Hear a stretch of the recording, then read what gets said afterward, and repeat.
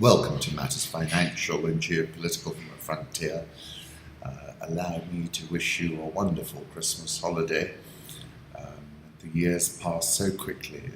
Remember, it was just last Christmas as if it were yesterday. Let's move on to Africa. A tremendous article in the Mail and Guardian, Simon Allison, Africa for Pessimists and Optimists. The forever wars, civil wars in Africa, South Sudan since 2011, CAR since 2013, Libya since 2011, Northern Mali since 2012, Northern Nigeria since 2009, DR Congo since 2012. Is it time to try something new, talking about international trusteeship of South Sudan, Central African Republic, Tanzania's experiment, when civil society activists in Tanzania speak to journalists about Magufuli's crackdown on basic liberties, such as freedom of speech, association, and press, they will only speak off the record. They are afraid, and with reason. Critics of the president, nicknamed the bulldozer for his ability to get things done, have been arrested and threatened.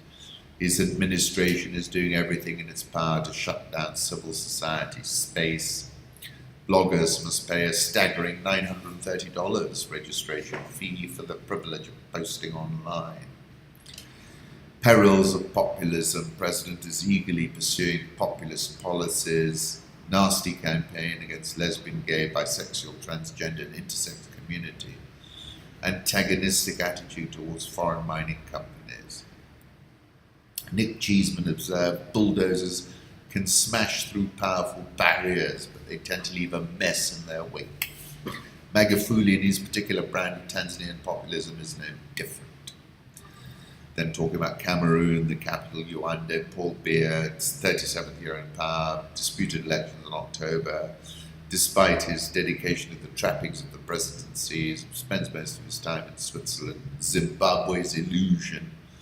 When Mugabe was forced to resign at the end of last year, Zimbabwe was filled with a palpable sense of hope that things would be different, that things would be better, that the country would finally achieve its true potential. Saying New Zimbabwe is not so different after all. Hope is a powerful emotion.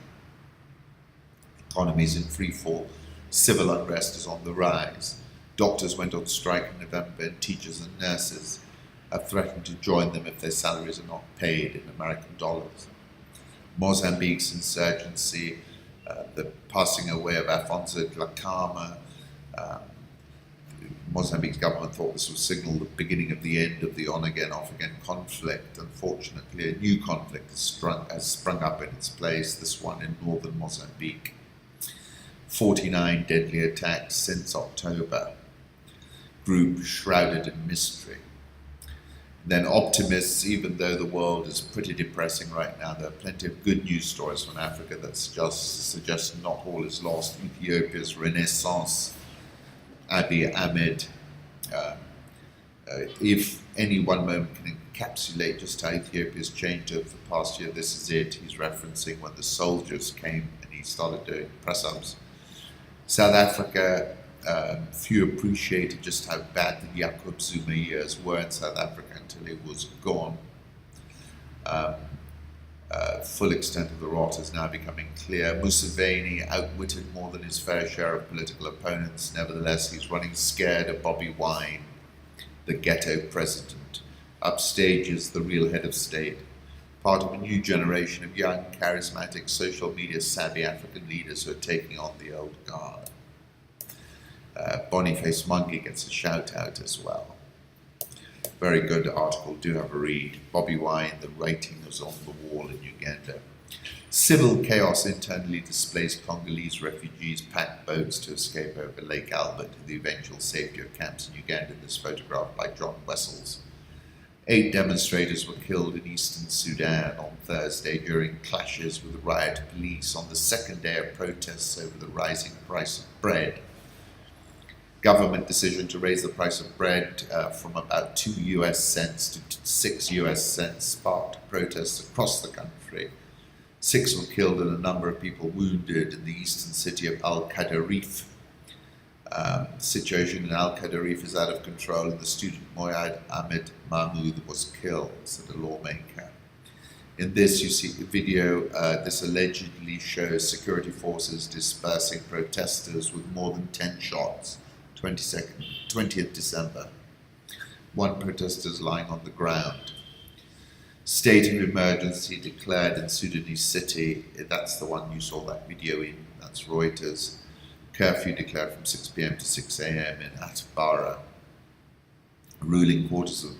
Headquarters of the ruling party and a fuel station were burned to the ground in that city.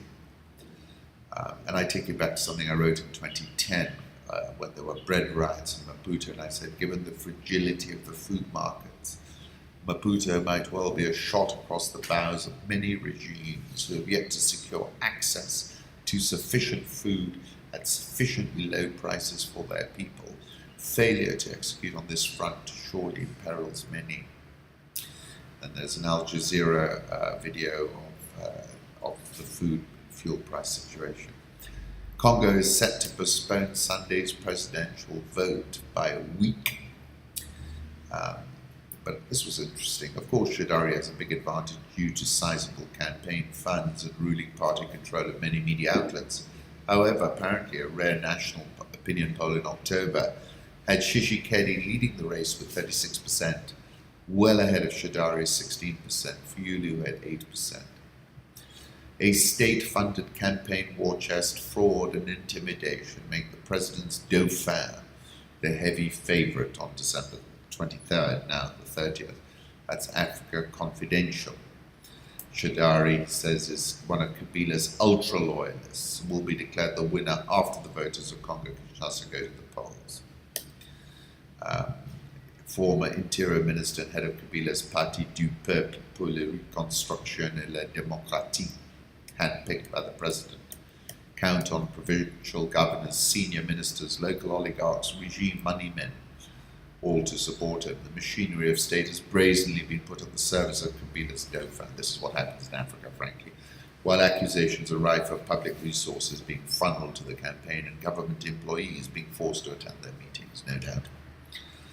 And then talk about the symbolism of the benediction, introducing Shadari at a rally in Kisangani. The president's wife, Marie Olive Lembe, placed a hand on his head and blessed him as he dutifully awaited the end of her prayer.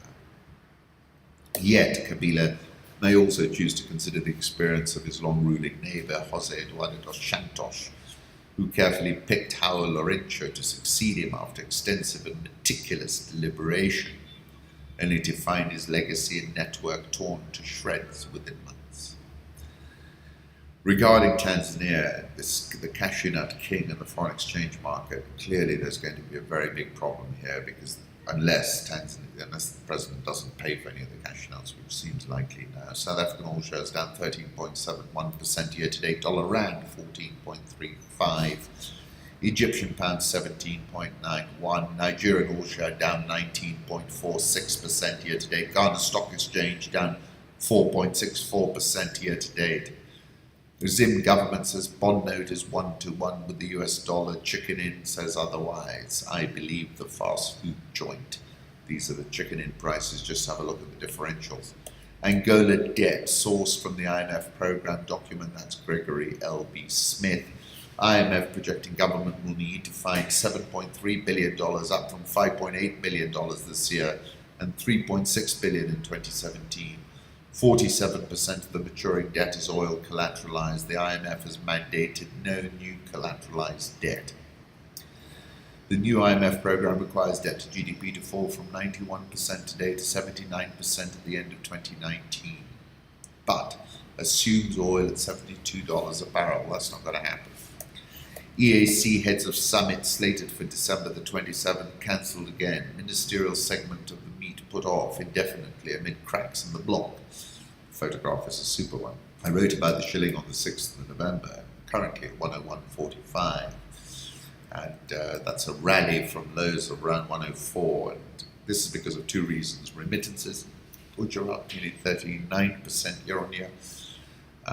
And the single biggest expense item is crude oil, which you will have noticed since the Istanbul incident, the Crown Prince has been finessing the price lower, might well have lost control of that finessing. Nairobi all share down 18.33% year to date. Bears roam the NSC and the number of zombies grows, I wrote on the 24th of September. That's still the case. The NSC 20 is down 25.1% year to date. Thank you for stopping by. Wishing you a tremendous holiday.